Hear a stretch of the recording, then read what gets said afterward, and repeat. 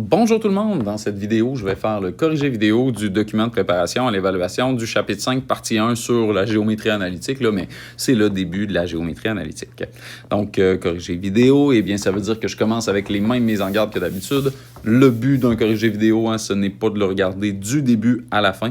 L'objectif derrière ça, c'est que s'il y a une question pour laquelle vous n'avez pas la réponse, vous ne comprenez pas la réponse, et même en regardant le corrigé, vous faites « Oh, je comprends toujours pas qu'est-ce qui se passe ici », ben là, on peut aller regarder le corrigé vidéo pour se donner un coup de pouce. Ça peut être aussi, si on n'est pas capable de comprendre un problème, on peut aller voir le corrigé vidéo pour se faire expliquer ce qu'on doit faire là, dans ce genre de problème-là. Par contre, je vous le rappelle, je vous invite à venir en récupération. Donc, si je fais ça, ce n'est pas pour vous éloigner de moi, que vous évitiez que vous me posiez des questions. L'invitation est encore bonne là, pour venir me poser des questions en récupération. C'est toujours plus ajusté aux réactions que vous faites, aux compréhensions que vous avez. Mais le but est vraiment que si vous êtes à la dernière minute, si vous manquez de temps, bien, vous avez comme ça réponse à vos questions avec ce corrigé vidéo. Mais j'ai déjà trop parlé. Allons-y. Question numéro 1, c'est une question à choix de réponse. On dit les points A et B sont les deux extrémités d'un segment. Voici l'emplacement de ces points. Donc, A est situé en moins 4,6, B en 8, moins 12. On pourrait s'en faire une esquisse pour se donner une idée de c'est quoi la longueur de ça. Pas besoin de le faire, par contre. Et on se rappelle que le principe derrière ça, c'est l'utilisation de la formule. Cette formule derrière laquelle il y avait Pythagore. Si dans ta tête, tu te dis la distance horizontale, elle est de 12 et la distance verticale, elle est de 18, et tu fais Pythagore avec 12, 18, puis tu obtiens, c'est quoi? 3, non, ça ne marchera pas comme ça.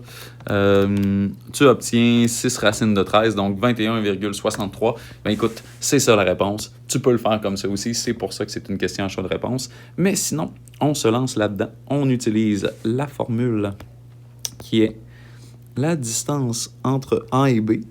Parenthèse, là, si ce n'est pas A et B qui sont impliqués dans le problème, ben oui, tu peux prendre autre chose que A et B. C'est une possibilité. Y2 moins Y1 à la 2. Et on fait la racine carrée de ça. On va donc faire la distance entre A et B est égale à x2 moins x1, donc 8 moins moins 4. Je vous rappelle que l'erreur fréquente là-dedans, c'est l'oubli de mettre entre parenthèses les nombres négatifs ou d'oublier la double négation. Donc, c'est pour ça que moi, je le mets entre parenthèses. Et on va faire moins 12, moins 6, donc plus moins 12, moins 6. Je l'ai mis dans cet ordre-là, mais on se rappelle que cette formule-là, c'est une formule qui pardonne. Donc, on peut tout simplement venir inverser les Y dans l'ordre, faire 6 moins moins 12, et ça va fonctionner, même si on avait fait, là, au départ, c'était 8 moins moins 4. Ben, pour les Y, on peut faire l'ordre inversé de 6 moins moins 12. On se rappelle que ce qui fait ça, c'est que notre réponse va être placée à la 2. Et donc, un nombre négatif ou positif mis à la 2, ça devient un positif. Bref, encore une fois, j'ose trop. Mais je vais faire la racine carrée de 8 moins moins 4 à la 2, plus moins 12 moins 6 aussi à la 2. Et ça me donne, comme tantôt, là, 6 racines de 13, donc environ 21,63 unités. Et ce n'est pas plus compliqué que ça. Donc, D, 21,63 unités. Et voilà pour la question 1. Question numéro 2. On dit sur le segment AB représenté dans le graphique ci-contre se trouve le point P qui divise le segment selon un rapport 1,2.2 à partir de A. Voici l'emplacement des points A et B.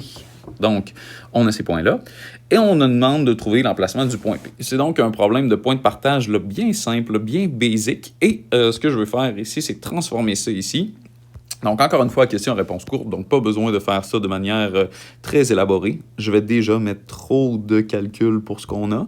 Mais on se rappelle qu'un rapport partie-partie, pour le transformer en rapport partie-tout, tout ce qu'on a besoin de faire, c'est d'additionner les deux parties ensemble pour trouver notre dénominateur. Donc, 1 plus 2 qui me donne 3. Et ma première partie, là, se trouve à être mon numérateur. Donc, on veut un rapport 1 tiers. Avec la formule, tiens, que je vais faire ici du point de partage.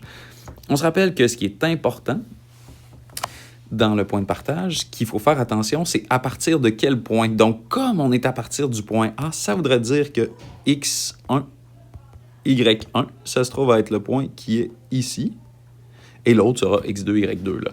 Mais comme c'est à partir de A, c'est lui mon X1, Y1. Donc, la formule, c'est X1 plus A sur B fois X2 moins X1.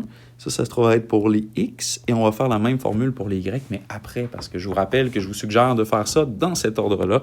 Donc, ici, x1, ça se trouve à être de 15. Notre rapport, on avait établi qu'il était à 1 tiers. Et x2, ça se trouve à être de 105. Donc, 105 moins 15. On va calculer tout ça d'un seul coup. Je peux le faire mentalement ici parce que 105 moins 15, ça fait 90. 90 fois 1 tiers, c'est comme 90 divisé par 3. Ça donne 30. Et 30 plus 15, ça fait 45. On a donc le point 45 quelque chose. Écoutez, là, 45 quelque chose, il n'y en a pas 1 million. Hein, on voit directement là, que 45, c'est ici. On va juste valider. Donc, on va faire les Y pour s'assurer que c'est bel et bien 60. Et si tu es en évaluation, tu peux décider stratégiquement de dire, ben, regarde, c'est ça la réponse. Puis s'il me reste un petit peu de temps à la fin, je vais revenir pour faire ce problème-là. Y1, bon, on avait défini que c'était 75. Donc, le Y du point A, c'était au 1 tiers. Et le Y2, il était de 30. Donc, 30 moins 75, ça fait moins 45. Moins 45 fois 1 tiers, c'est comme moins 45 divisé par 3. Ça fait moins 15. Et 75 plus moins 15, ça fait bel et bien 60. C'est donc bel et bien le point 45-60. Et voilà pour la question numéro 2. Question numéro 3. On dit voici l'équation des droites D1 et D2, c'est ce qu'on a ici, avec l'espace pour travailler. Donc, on a une forme ni générale ni canonique, on est entre les deux. Et ici, on a une forme canonique. OK. Parmi les choix ci-dessous, sélectionne celui qui représente leur position relative. Donc, elles sont parallèles distinctes, elles sont parallèles confondues, elles sont séquentes sans être perpendiculaires, et elles sont séquentes et perpendiculaires. Donc, il faut trouver leur position relative. Pour ça, ça nous prend la pente. Fait que la pente de D1, j'aurais dû mettre ça en rouge, mais je le changerai après. On se rappelle que le problème qu'on a ici, oui, c'est vrai, il faut que je commence en faisant autre chose, c'est qu'on n'est ni en forme générale, ni en forme canonique. Fait que moi, ce que je vais faire, c'est que je vais transformer ça en forme générale. Pourquoi la générale? Parce que j'ai juste à changer le 3 de côté et c'est réglé. Fait qu'en faisant moins 3 à gauche et moins 3 à droite, je me ramasse avec 5x moins 2y moins 3, ce qui est une magnifique forme générale. C'est d'ailleurs ce que je vais écrire ici en mauve. Mais donc, on se rappelle qu'en forme générale, pour trouver la pente, tout ce qu'on a besoin de faire, c'est moins a sur b. Ici, moins a sur b, c'est moins 5 sur moins 2. C'est donc 2,5 ou 5 demi. Là, je vais le laisser en fraction. 5 demi. Fait que ça, c'est ma pente de D1. On se rend compte que si on a la même pente de l'autre côté, bien, ça va être parallèle. Par contre, de l'autre côté, on n'a pas la même pente. Hein. On est en forme canonique. Et en forme canonique, on se rappelle que la pente, ça se trouve à être directement le M, je vais dire le A, mais c'est le M qu'on a ici. Fait que ça, la pente, elle est de 2/5. Donc, c'est pas la même pente. Donc, on doit aller vérifier si elles sont perpendiculaires. Bon, j'ai pris le temps de mettre à jour mes couleurs pour vérifier si elles sont perpendiculaires. On se rappelle qu'on va regarder si les pentes sont l'inverse et l'opposé l'une de l'autre ou si le produit des pentes est égal à moins 1. Donc, au niveau du produit des pentes, ici, ce que je vais faire, c'est multiplier la pente de D1 avec la pente de D2. Donc, on l'avait vu là, que c'était pas l'inverse et l'opposé. C'est presque ça. Hein? C'est 5 demi fois 2/5, ce qui nous donne 1, mais pas moins 1. Donc, je vais rajouter ici là, comme commentaire. Donc, pas égal à moins 1. Donc, pas perpendiculaire. On se rappelle que ce n'est pas des traces que vous devriez laisser en examen, tout ça. C'est juste que, pour donner une explication détaillée, pour le corriger, j'écris ça. Mais voilà, donc elles sont séquentes sans être perpendiculaires. Voilà la réponse pour la question numéro 3. Question numéro 4, on dit « Voici l'équation des droites D1 et D2. » C'est la même chose, il faut trouver leur position relative. Donc, encore une fois, on commence par trouver les pentes. Et en forme symétrique,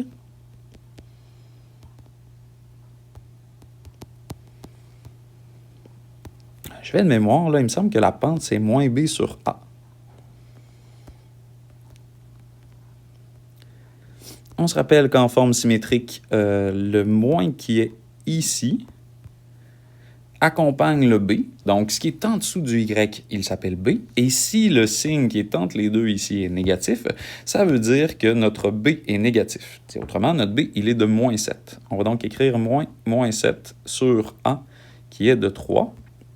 Donc, ça nous donne 7 tiers au niveau de la pente de D1. Je vais essayer de mettre ça un petit peu plus, comme ça ici, avec de la couleur. Pour la pente de D2, on est en forme générale.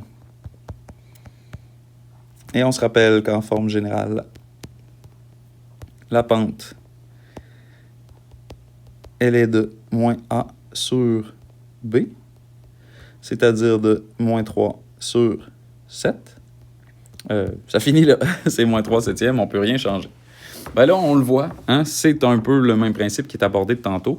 C'est-à-dire que ici, ce qu'on veut vérifier, c'est est-ce qu'elles sont perpendiculaires. Fait que je vais écrire encore une fois, pas la même pente. Donc, tiens, je vais l'écrire en dessous. Là. Donc, séquente. Et là, il faut vérifier est-ce qu'elles sont perpendiculaires.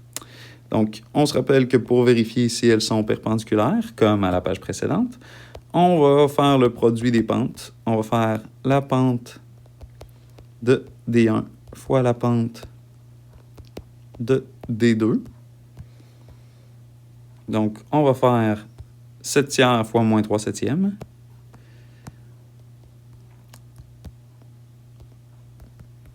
Et on se rappelle que si ça donne moins 1, ça se trouve à être perpendiculaire. Donc ici, ça nous donne moins 21 sur 21, ce qui est égal à moins 1.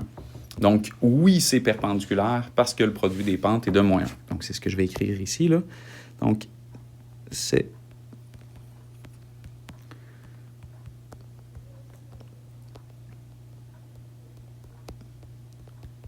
égal à moins 1, donc c'est perpendiculaire. On aurait pu aussi dire que 7 tiers est l'inverse et l'opposé de moins 3 septièmes. Donc, à ce moment-là, elles sont perpendiculaires. Donc, elles sont séquentes et perpendiculaires. Donc, voilà pour la question numéro 4. En question numéro 5, ce graphique-là n'a pas du tout rapport. Il allait avec le problème numéro 2 à la page 1. Donc, clairement, là... une erreur de mise en page. Il ne faut pas chercher à s'en servir. Je vais d'ailleurs l'écrire après, là, qui allait avec le problème numéro 2 de la page 1. Donc, on fait ça sans visuel. On dit à partir du point A, le point P, 5, 10 partage le segment AB au 5 sixième. Si les coordonnées du point B sont 7 douzièmes, quelles sont les coordonnées du point A?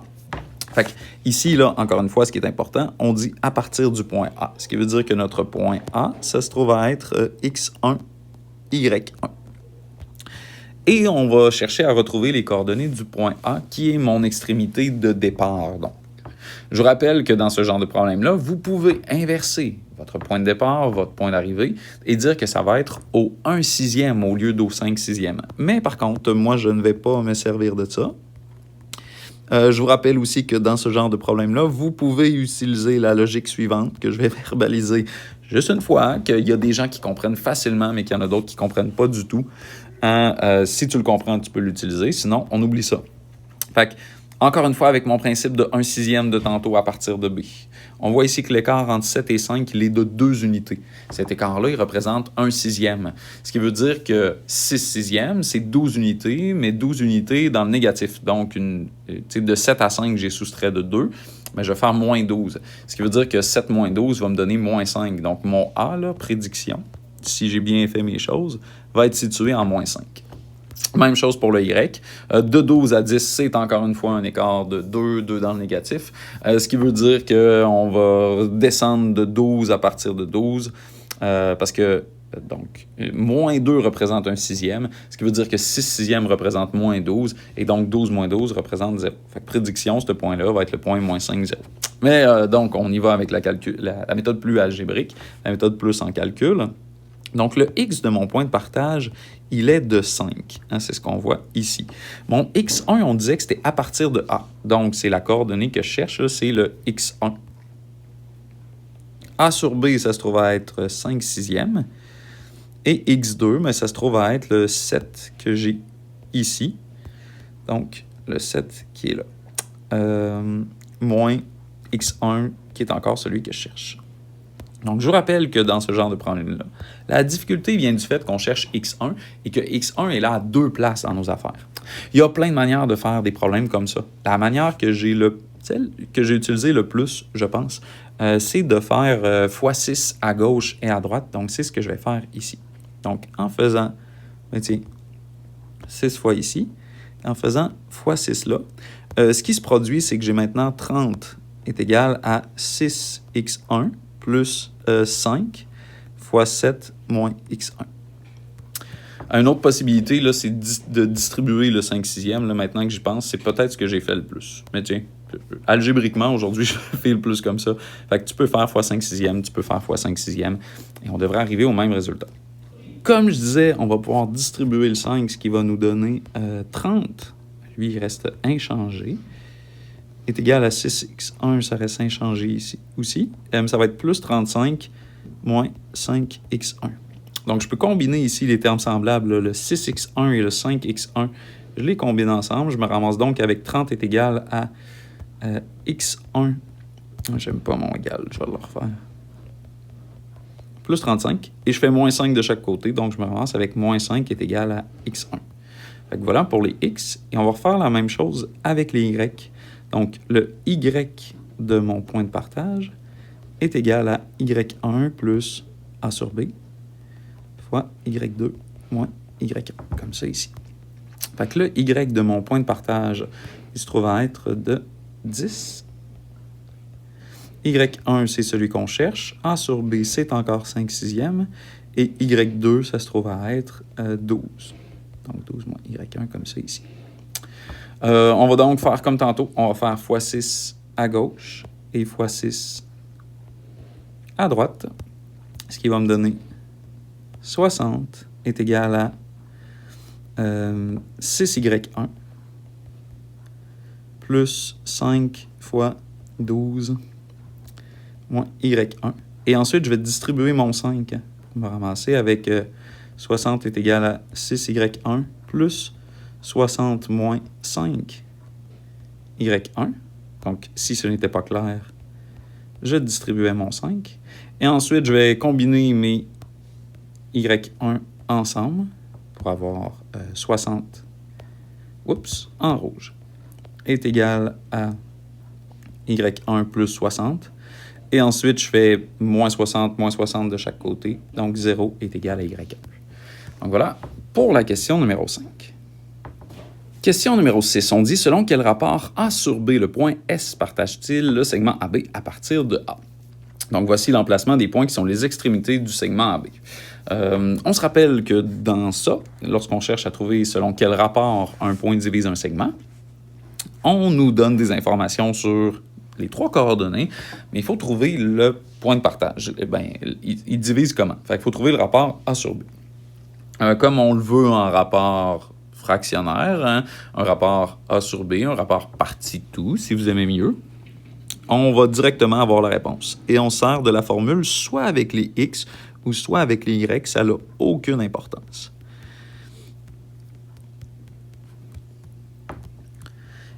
Ici, on nous dit que c'est à partir de A, ce qui veut dire que mon point de départ, c'est A qui est ici, c'est X1, Y1 qui est là. Je vais donc remplacer moins 4, X1 par moins 4 et Y1 par 6, si je le fais avec les Y là, pour valider. Mais avec le X de mon point de partage, on dit que c'est 5. Notre point de partage, c'était S, donc le X de notre point de partage, c'est 5. X1, ça se trouve à être moins 4. A sur B, c'est ce qu'on cherche, fait que c'est normal que ça reste A sur B. Et X2 moins X1, ce sera 8 moins 4. Il me semble que c'est des nombres qu'on a déjà utilisés. J'irai voir après, là, mais il me semble que oui. Et donc, à ce moment-là, ça devient un problème d'algèbre. Fait que qu'est-ce que je peux faire de chaque côté? Plus 4 va me permettre de commencer ça. On aurait pu aussi là, trouver 8 moins 4, ça donne combien? Fait que ça nous donne 9 est égal à A sur B fois ce qu'il y a dans la parenthèse. Et ça, c'est 8 moins 4, ce qui va nous donner 12 finalement. Fait que 9 est égal à A sur B fois 12. Ce qui veut dire qu'on peut divisé par 12 à gauche et à droite pour avoir 9 sur 12 qui est égal à 3/4 qui est égal à A sur B. On peut se valider avec les Y ou on peut directement se dire ça, c'est notre réponse. D'ailleurs, si je prends l'écart de 6 moins 12 entre les deux, puis c'est à partir de A, fait que je vais faire l'inverse. Là, je vais partir de lui ici. Fait que moins 12 moins 6, ça me donne moins 18. Si je divise ça en 4, ça me donne moins 4,5. Et si je fais x3 à ça, ça me donne moins 13,5. Et si je l'ajoute à mon 6 de départ, ça me donne moins 7,5 qui est moins 15, moins 7 et une demi, excusez, là, qui est moins 15,5. Donc ça fonctionne. On peut aussi là, se valider comme ça, en recalculant le point de partage avec le rapport qu'on a trouvé.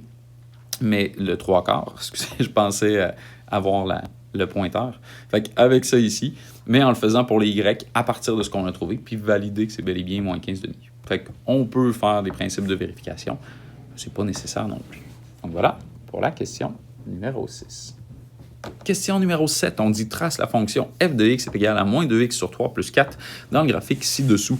On se rappelle qu'en forme canonique, comme c'est le cas ici, le 4, ça se trouve à être notre point de départ, donc le point 0,4. Fait que ce point-là, je peux venir le placer ici. Et on se rappelle que si on utilise le principe des bonds pour tracer ça, on doit se déplacer de 3 unités vers la droite.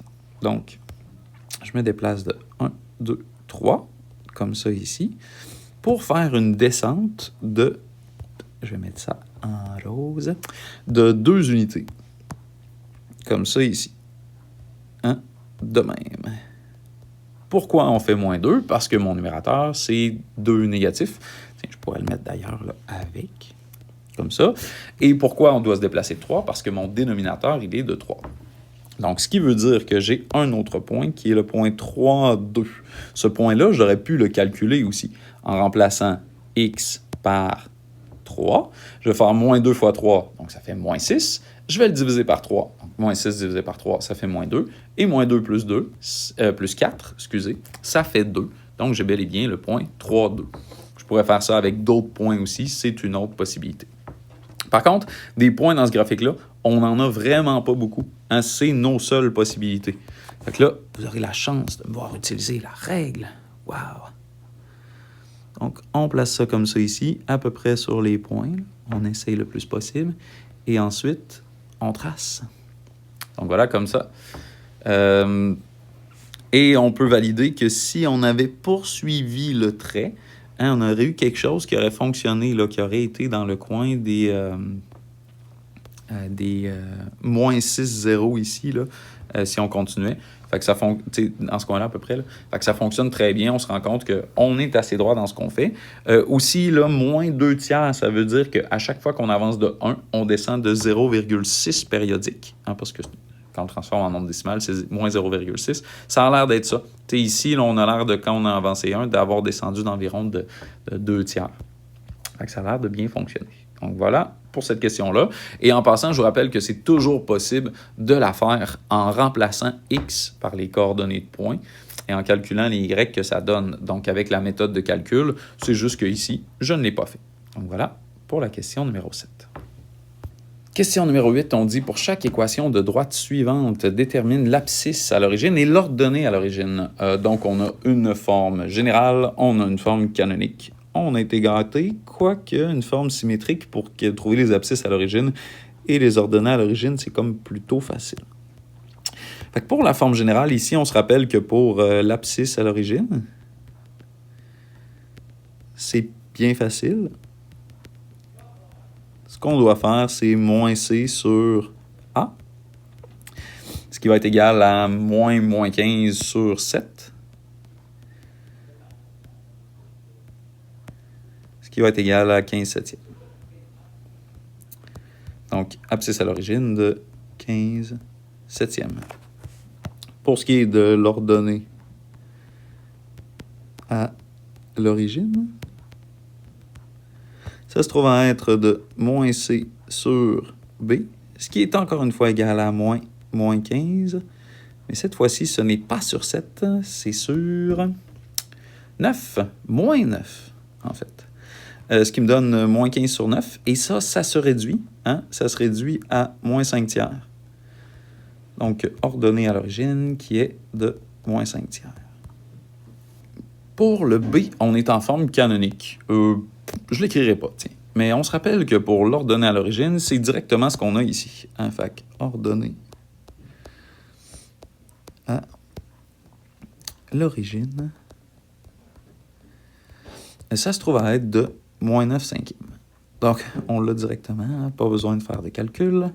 Moins 9 cinquièmes. Et tiens, c'est tellement beau que je vais le recopier directement dans ma réponse. Fait que pour l'abscisse à l'origine, oui, on peut utiliser le truc. Par contre, quand il y a des fractions, moi, je vais plus être friand de remplacer le x par 0 et trouver le y que ça donne. Donc, G0 est égal à 8x moins 9 sur 5, comme ça ici.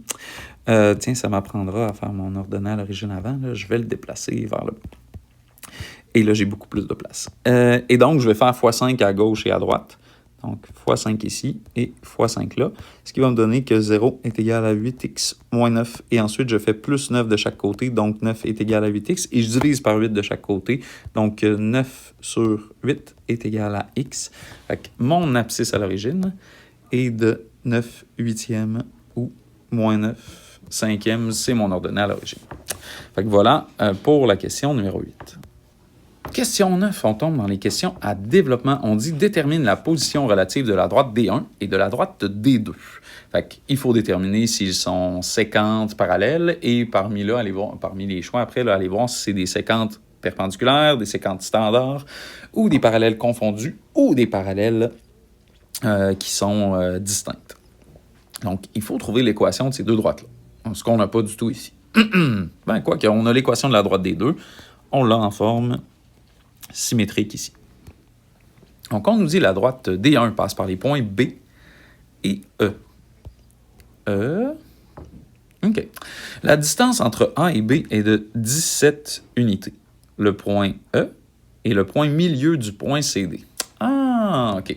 Fait que je dois trouver le point milieu de CD, qui va être le point E. Fait qu'à quelque part ici, entre CD, je vais essayer d'être direct sur CD. Donc, j'ai le point E avec des coordonnées que je ne connais pas. Ce sera mon point milieu. Et notre droite passe par les points B et E. Ah, et je comprends. En trouvant les coordonnées de B, je vais pouvoir trouver l'équation de la droite qui passe par B et E. C'est dur à formuler. Fait que si je recommence ce problème-là, ce que je vais devoir faire, c'est avec la distance entre A et B, ici, qui est de 17 unités, bien, je vais me servir de ça pour trouver la coordonnée manquante du Y. Ensuite, j'aurai le point milieu de CD que je vais pouvoir trouver, qui est E ici, et je vais trouver l'équation de la droite qui passe par B et E en faisant Y2 moins Y1 sur X2 moins X1, et je vais trouver la valeur initiale. Et pour terminer, je vais comparer ça avec l'équation de la droite des deux. C'est niaiseux, c'est moi qui ai composé le problème, mais j'avais oublié comment le faire. Fait que, tiens, je vais commencer par le point milieu, ça me tente, là. Fait que, non, les coordonnées de B, c'est peut-être la chose la plus difficile. Fait que je vais commencer avec ça. Je dis que c'est la plus difficile, c'est qu'on a moins pratiqué ça un petit peu. C'est de partir de la formule de la distance entre A et B, qui, je vous rappelle, est basée sur Pythagore. Et c'est de venir isoler une coordonnée manquante dans cette formule-là. Donc, pour isoler ça, ben, ce qui nous permet de faire ça, c'est qu'on connaît la distance. La distance entre A et B, elle est de 17 unités. Donc, ça, c'est de 17, comme on l'avait dit dans le texte. Et on connaît les coordonnées de A, qui sont moins 13, moins 6, et B, son X est de moins 5. Fait que tiens, je vais faire moins 5, moins 13 à la 2, plus Y2, c'était... c'est celui que je cherche, hein, le B de ce problème-là. Et Y1, il était de moins 6, comme ça ici. Donc, racine carrée de tout ça. Fait que ce que je peux commencer par faire, c'est de réduire ce qui se trouve à être dans mes parenthèses et je vais devoir aussi faire un exposant 2 pour enlever la racine et enlever mon 17. Fait que, je vais commencer par simplifier le tout. 17 est égal à moins 5 moins 13. Ça devient moins 5 plus 13, ce qui me donne 8 à la 2. J'ai plus besoin de parenthèse. Donc 8 à la 2 plus, et j'ai ici y2 plus 6 qui est à la 2, comme ça ici. OK? Fait que déjà, on a fait pas mal de ménage. Et ce que je vais faire, c'est que je vais mettre ça à la 2. Et mettre ça, oups, je voulais tracer, pas déplacer, à la 2 comme ça ici. Ce qui va faire que je conserve 17 à la 2. C'est vrai, il faut que je le pitonne. Il me semble que ça finit par un 9 là. Oui, 289. Donc c'est logique, hein? 7 x 7, ça fait 49. Donc c'est normal que ça finisse par un 9. Bref, 289 est égal à 8 à la 2 plus y2 plus 6. Et ça, c'est à la 2. Je vais donc devoir... tiens, je pouvais transformer aussi mon 8 à la 2 là, pour 64. Je vais donc devoir faire moins 64 de chaque côté. Donc 289 moins 64, ça fait 225. Ça tombe bien, c'est un beau nombre. C'est un nombre carré. Et on va avoir y2 plus 6 à la 2. Pourquoi c'est important que ce soit un nombre carré? Parce qu'ensuite, si je veux enlever mon exposant 2, ce que je vais devoir faire, c'est faire une racine carrée à gauche et à droite. Et donc, la racine carrée de 225, je vais valider, là, mais c'est 15, effectivement. Donc, 15 est égal à y2 plus 6. Bon, il faut savoir qu'ici, je triche un peu, mais c'est parce qu'il y a une notion qu'on n'a pas encore vue sur les racines carrées. Je dois juste vous dire que ça va donner une réponse qui est négative puis une réponse qui est positive. Et ça, dans l'examen, je ne vais pas le corriger tout de suite, mais je vais le placer dans mon corrigé, là, je vais le placer détaillé. Mais donc, il faut considérer les valeurs négatives et positives. C'est quelque chose même que j'aurais dû faire sur la ligne d'avant. Fait que, quand on fait la racine de 225, c'est possible que ce soit un nombre négatif qui donne ça. 225. C'est-à-dire, ce nombre-là, ce serait moins 15. Pourquoi moins 15? Parce que moins 15 à la 2, ça donne aussi 225. Et l'autre possibilité, c'est que c'était le nombre 15, parce que 15 à la 2, ça fait 225. Donc, dans les deux cas, ça nous donne ça. On va donc faire moins 6 à gauche et moins 6 à droite sur chacune des possibilités de notre réponse, comme ça ici. Et ce que ça nous donne, c'est moins 21 est égal à y2. Qu'on va rejeter parce qu'on voit très bien que notre b, il se trouve à être dans une valeur qui est positive, son y. Donc, ça, on va l'enlever. Donc, comme le y est positif, ce n'est pas lui. Et on va faire un moins 6 ici à gauche et à droite, ce qui va nous donner 9 est égal à y2. Donc, ce sera ça. Ce qui veut dire que b est situé, il était en moins 5. Et son y se trouve à être de 9. Tiens, je vais prendre du beau verre vomi ici. Comme ça. Plus crotte de nez, peut-être. Mais bon, moins 5,9. Fait que ça, c'est les coordonnées de mon point. Je l'avais dit, c'était la partie la plus difficile. Par la suite, je veux trouver le point milieu de mon point CD. Donc, ça, c'est super facile. Donc, pour trouver ça, donc, point milieu, où les coordonnées de E auraient aussi un titre qui aurait été accepté. Ce qu'on doit faire, c'est la moyenne des X des deux points impliqués et la moyenne des Y des deux points impliqués. Les deux points impliqués, c'est 2, 11,5 et 17. Donc, 2,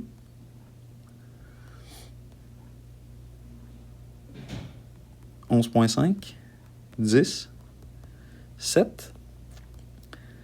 Donc, 2 plus 10 divisé par 2, ça fait 12 divisé par 2, ça fait 6. Et pour l'autre, c'est comme 5,5 en demi. Tiens, on va le faire en cinquième. C'est 35 cinquièmes plus 11 cinquièmes, ce qui fait 46 cinquièmes. Divisé par 2, ça va me donner 23 cinquièmes. Donc, ça ici, 23 cinquièmes. Ensuite, on va trouver l'équation de la droite D1. Juste valider que c'est D1 parce que je suis pas sûr. Donc oui, c'est bel et bien D1. Hein, on dit que D1 passe par les points B et E. Fait que le point B, on se rappelle que c'était le point moins 5,9. Il est juste au-dessus. Et le point E, c'était le point 6, 23 cinquièmes? Ouais, 23 cinquièmes. Donc pour trouver l'équation de la droite, ce que je dois faire, c'est Y2 moins Y1 sur X2 moins X1. Ce sera donc 23 cinquièmes moins 9. Donc, tiens, si on commence avec ça, 9, c'est comme 45 cinquièmes, parce que 9 fois 5 fait 45. Fait que 23 cinquièmes moins 45 cinquièmes, ça fait moins 22 cinquièmes. Fait que j'ai fait ça moins ça. Donc, je dois faire 6 moins 5 au dénominateur, ce qui me donne ça sur 11. Donc, moins 22 cinquièmes divisé par 11, ça fait comme moins 22 sur 55. Vous pouvez le pitonner si vous n'êtes pas sûr. Je vous le dis. Et ça va me donner donc ça, moins 2 cinquièmes, si on le réduit en divisant par 11 au numérateur et au dénominateur. Donc, dit autrement, je me trouve à avoir y est égal à moins 2x sur 5 plus b. Et il me reste juste à trouver le b. Et pour faire ça, on peut se servir de B ou de E. Je vais me servir de B parce que j'aime mieux des nombres négatifs que des fractions. Je vais donc avoir, avec moins 5, 9. Ce que ça va me donner, c'est que 9 est égal à moins 2 fois moins 5 sur 5 plus B. Moins 5 fois 5, ça va me donner... moins 5 divisé par 5, ça va me donner moins 1. Et moins 2 fois moins 1, ça va me donner 2. Je vais donc avoir un 9 est égal à 2 plus B. Je vais donc faire moins 2 de chaque côté. Puis avoir que B est égal à 7. Fait que l'équation de D1, ça se trouve à être Y qui est égal à moins 2x sur 5 plus 7. On se rappelle que la question, ce n'est pas ça. C'est pas de trouver l'équation de D1, mais c'est plutôt de trouver la position relative de D1 et de D2. Fait que 4, c'est ce qu'on va faire. La position relative de D1 et D2.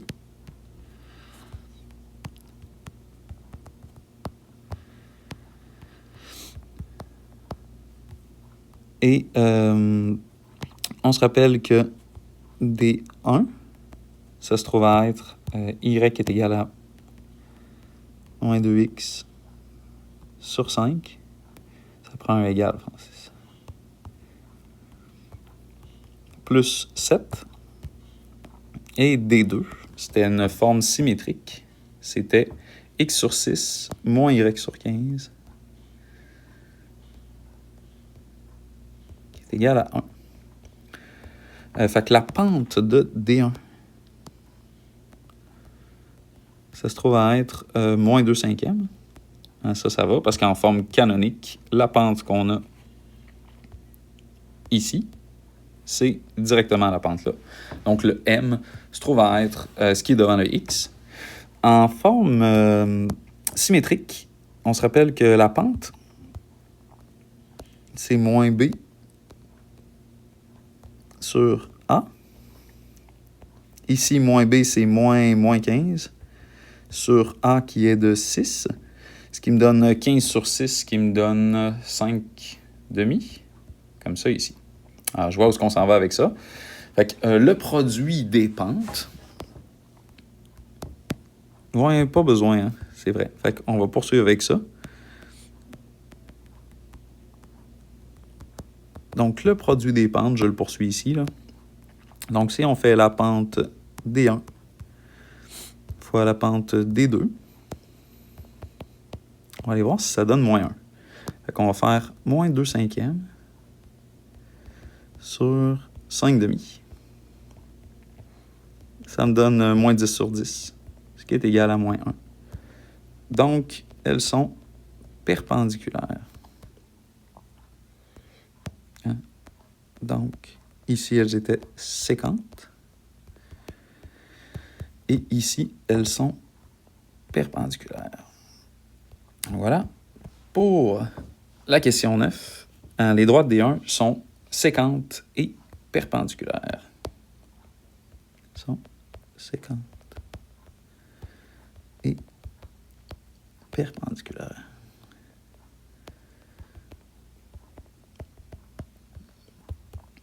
Et c'est tout pour cette question. Question 10. On dit dans le plan cartésien ci-contre, on a représenté le triangle ABC dans lequel on a abaissé une hauteur ou la hauteur issue du sommet C. Fait qu'on se rappelle qu'une hauteur, c'est très important, c'est à 90 degrés par rapport au côté opposé, mais là, de toute manière, on le voit dans le dessin. En sachant que le point D partage le segment AB dans un rapport 1,2.2, et là, c'est à partir de A. C'est pas dit, hein, mais on le voit très bien que c'est à partir de A, là, parce que ça, c'est au 1 tiers, hein, si on s'en souvient pas. Là. Ça se trouve à être au 1 tiers. Détermine l'aire du triangle ABC. Fait que, première chose, vous vous dites peut-être, je peux faire rond. C'est vrai. Fait qu'on peut trouver la distance entre A et C, entre B et C, entre A et B, et faire rond à partir de ça. Écoute, si tu veux le faire comme ça, c'est correct. Par contre, je vois quelque chose de plus facile ici. Je peux trouver la distance entre A et B. Bon, plus facile, pas tant que ça finalement. Mais je peux trouver la distance entre A et B, ce qui va me donner la longueur du segment qui est là. Et comme ça ici, c'est une hauteur. Mais si je trouve les coordonnées de D, qui est un point de partage, je vais pouvoir trouver la mesure de CD et ensuite faire base fois hauteur divisé par 2. Fait que je pense que c'est un peu plus rapide, surtout moins répétitif que rond, là, mais on pourrait le faire donc par rond. Fait que, première chose, je vais trouver les coordonnées de D. Fait que ce sera mon titre pour mon calcul numéro 1. Donc, 1, les coordonnées de D.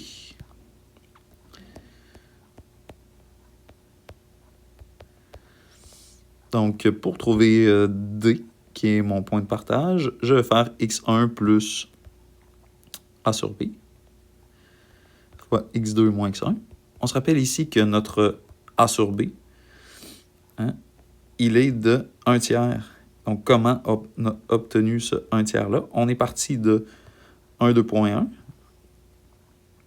1,2.2, excusez, puis on fait 1 sur 1 plus 2 comme c'est ici, ce qui nous donne 1 tiers. Fait que, on se rappelle là que, on va dire ça comme ça, en rapport A sur B, ça devient ça. On va donc se servir de D, qui est, et comme on a déduit, nous, que c'était à partir de A, hein, on va se l'écrire. Donc, à partir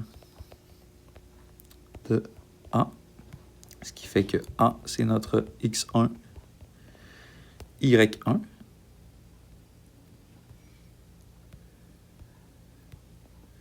À ce moment-là, on voit que notre A qui est situé en moins 7,5, ce sera mon x1, plus 1 tiers, et x2, c'était 8.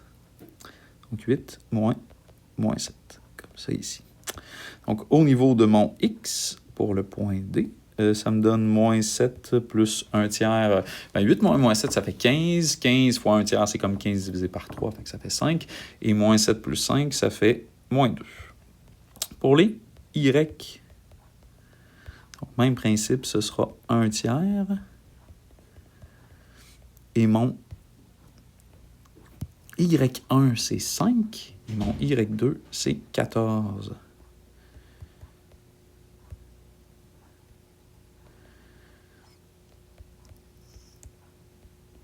Donc, 14 moins 5, ça fait 9. 9 fois 1 tiers, c'est comme 9 divisé par 3, ça fait 3. Et 5 plus 3, ça fait 8. On prend quelques secondes, ça tue l'allure au niveau du visuel. Moins de 8, tout à fait. C'est exactement, c'est très, très, très bien.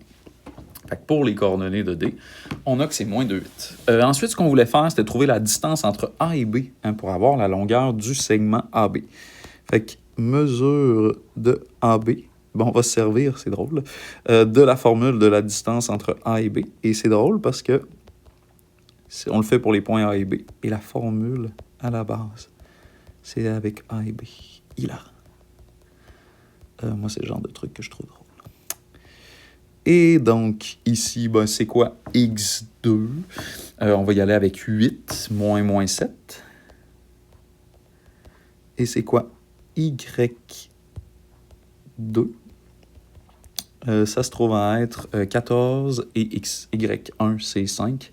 Fait que 14 moins 5. Ah, c'est les mêmes que tantôt, en fait. Là. Donc, comme ça ici. Fait que ma distance entre A et B, sera égal à ça.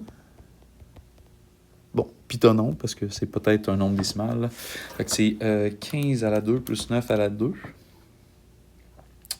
On fait la racine de ça, et ça nous donne 17,49. Donc, effectivement, un nombre décimal.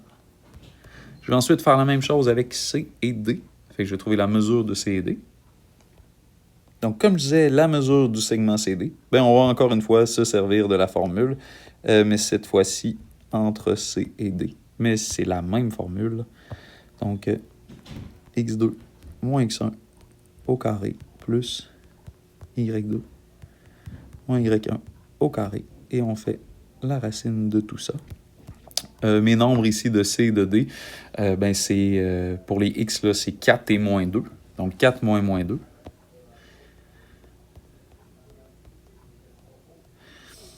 Et au niveau des Y, on avait moins 2 et 8. Donc, ça me fait... ici, c'est à la 2. Hein? Donc, on n'oublie pas la racine. On n'oublie pas la distance entre C et D est égale à... On va voir, c'est peut-être environ égal. Mais ça fait donc 6 à la 2 plus 10 à la 2. Donc, ça fait 11,66. Donc, tout ce qui va me rester, c'est de calculer l'aire en faisant base fois hauteur divisé par 2. Donc, l'aire du triangle ABC, ce sera ma quatrième étape.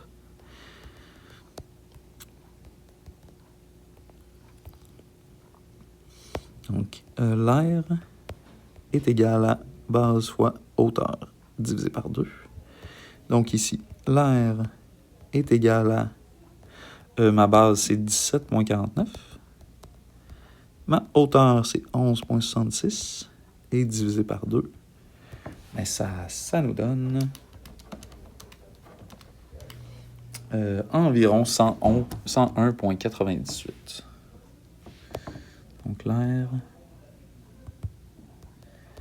est environ égal à 101,98 unités carrées. Donc, l'aire du triangle ABC est de environ 101,98 unités carrées. Et voilà pour la question 10. Question 11, on a voyagé un peu dans le temps, c'était les changements de période P1, P2 et les annonces. Donc, on est reparti. Question 11, on dit détermine selon quel rapport partie-partie le point D divise-t-il le segment C. Donc, j'ai un segment CE qui est ici. Et on cherche D, il est à quelle fraction de ça? Hein, vite de même, je dirais 3/5. À peu près. Bon, peut-être pas ça, là, mais ça a l'air de ressembler à ça. Et pour faire ça, ben, ça va nous prendre les coordonnées de E et de C. Hein. On s'en doute bien. Fait que pour savoir selon quel rapport un segment, un point de partage divise un segment, ça nous prend les extrémités. Fait que mon nouveau but, c'est maintenant de trouver les coordonnées de E et de C.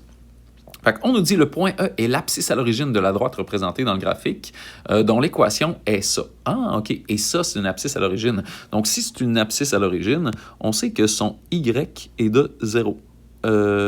Et on cherche son X. Donc, allons-y pour celui-là. Ben non, avant, on va regarder le reste du problème. On nous dit aussi le point B divise le segment AC selon un rapport de 2/5. C'est utile, ça, pour trouver l'extrémité, les coordonnées de C. Fait que tiens, je vais commencer par trouver les coordonnées de E. E, c'est l'abscisse à l'origine. Donc, je vais y aller avec E ici. Hein, les coordonnées de E. Donc, on se rappelle que pour une abscisse à l'origine, on peut toujours remplacer Y par 0, hein, comme on le voit ici, là, justement, et trouver le X que ça donne, ou on peut se servir d'un raccourci lorsqu'on est en certaines formes. Ici, c'est un raccourci qui est facile à utiliser. Le raccourci, il est de moins C sur B, qui, dans le cas actuel, se trouve à être de moins 48 sur 5. Donc, 48 sur 5. Ah non, l'abscisse à l'origine, c'est pas moins C sur B. Je me disais aussi. Fait que c'est moins C sur A. Fait que c'est moins 48 sur 6, ce qui fait 48 sur 6, ce qui nous donne 8. Donc, les coordonnées du point E, c'est le point 8, 0. Je me disais aussi qu'il n'y avait pas des fractions pour ce problème-là que j'avais fait. Donc, suite de la question, on cherche à trouver maintenant les coordonnées de C. Fait que pour trouver les coordonnées de C, on va employer la formule du point de partage, mais la formule un peu abrégée, celle avec les x et celle avec les y. Donc, le x du point de partage est égal à x1 plus a sur p fois x2 moins x1. Et le x du point de partage, ça se trouve à être le moins 4 ici. Et comme on dit que le point B divise le segment AC selon un rapport de 2/5, et tiens, il aurait fallu que j'ajoute ici là, à partir de A. Donc, à partir de A. On le voit bien, là, mais il faudrait que ce soit spécifié. Donc, ici, c'est X1, Y1. Et pour lui, ce serait X2, Y2. Et donc, ça, c'est le X de mon point de partage et ça, le Y de mon point de partage. Donc, comme c'est à partir de A, comme je disais, le X1, ça va être moins 73 et le X de mon point de partage, c'est moins 55. Donc, moins 55 est égal à moins 73 plus, on avait dit 2/5. Et X2, c'est lui qu'on cherche, moins 73. Comme ça ici. Et donc, quand j'ai ça ici, je vais commencer par faire plus 73 de chaque côté. Donc, moins 55 plus 73, j'ai quand même une petite hésitation. Non, ça fait 18. Qui est égal à 2/5 fois x2 plus 73. Qu'est-ce qu'on fait ensuite? On divise par 2/5. Donc, en divisant par 2/5, ce que ça va me faire, c'est comme fois 5, donc 90, puis divisé par 2, donc 45. Pas mal sûr. Donc, 18 divisé par 2, 5e, 45, est égal à x2 plus 73. Et là, je fais moins 73 de chaque côté, ce qui va me donner 5, 23, 28. Moins 28 est égal à x2. Juste regarder si tout ça a du sens dans mon dessin. Donc, moins 28, oui, ça a bien de l'allure pour mon x2. Ensuite, on va faire la même chose pour les y. Donc, le y du point de partage est égal à y1 plus a sur b fois y2 moins y1. Le y de mon point de partage, il est de 3. Mon y1, c'était 13. Et le rapport de mémoire, il est de 2/5. Je suis pas mal sûr, fait que je vais l'écrire tout de suite. Et au pire, je le changerai. Fait que 2/5, ouais. Je vais donc faire moins 13 de chaque côté. Hein. C'est un peu les mêmes étapes que tantôt, mais c'est juste avec des nombres différents. Donc, moins 13 de chaque côté. Je me ramasse avec moins 10 est égal à... pas sur B, Francis. 2/5, qui est égal à y2 moins 13. Je vais ensuite faire diviser par 2/5. Divisé par 2/5. Donc, c'est comme faire fois 5, donc moins 50, puis divisé par 2, donc moins 25. J'aurais pu aussi commencer par diviser par 2, puis faire fois 5 ensuite. Mais moins 25 est égal à y2 moins 13, et je vais donc faire plus 13 de chaque côté pour avoir moins 12 est égal à y2. Et donc, à ce moment-là, je me souviens même plus c'était quel point, je pense que c'était le point C. Il est en moins 28, moins 12. Ouais, le point C est en moins 28, moins 12. Qu'est-ce qu'on voulait faire déjà? Savoir, oui, le point D divise le segment de quelle manière? Donc, troisième étape, rapport selon lequel D divise le segment CE. C'était-tu CE? Oui. Donc, on se rappelle qu'on a C, qui est notre...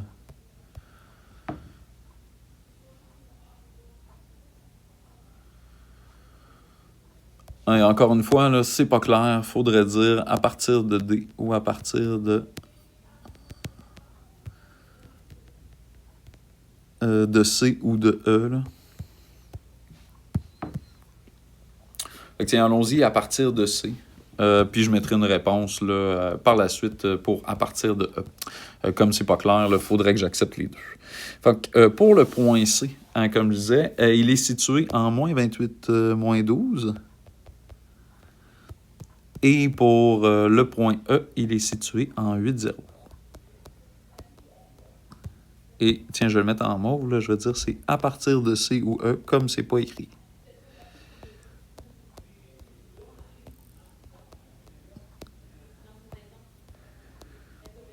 Donc, en évaluation, il faudrait que ce soit le plus clair que ça. Vous pourriez me poser la question, bien entendu. Et donc, à ce moment-là, ben, on se rappelle qu'on utilise, oui, c'est vrai, notre point de partage, on le connaît, les coordonnées. Donc, D se trouve à être de moins 4, moins 4. Donc, ça, c'est mon point de partage. Et E, ce serait, tiens, je vais dire, moi, à partir de C. Fait que ça va être X1, Y1, X2, Y2. Et D, assurément, c'est mon point de partage. Ben donc, allons-y avec ça. On va prendre les X. On pourrait prendre les Y. Ça ne changera absolument rien. Le X de mon point de partage, c'est moins 4. Il faudrait que j'écrive le reste de la formule. C'est X1 plus A sur B fois X2 moins X1. Comme ça ici. Donc, le X de mon point de partage, on avait dit que c'était moins 4. Le X1, ça se trouve à être de moins 28. A sur B, c'est ce qu'on cherche. Et X2 moins X1, ça se trouve à être de 8 moins 28. Comme ça ici.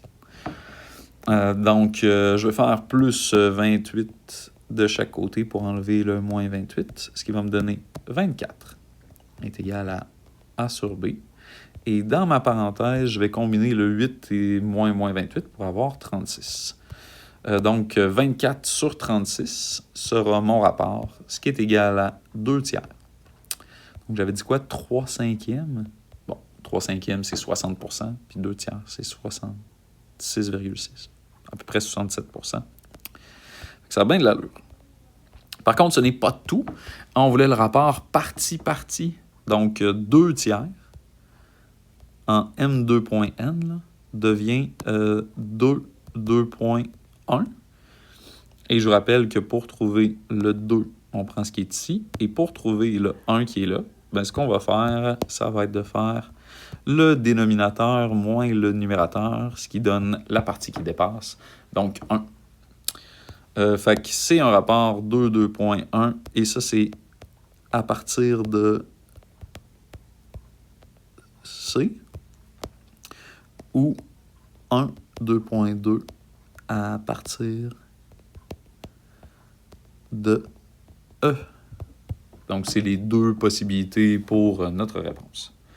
Donc, voilà pour le corrigé vidéo du document de préparation à l'évaluation. J'espère que ça vous a été utile. S'il y a quoi que ce soit, n'hésitez pas à me contacter par courriel ou à passer me voir en récupération. Là, ça va me faire plaisir de vous donner des précisions. Bonne fin de journée.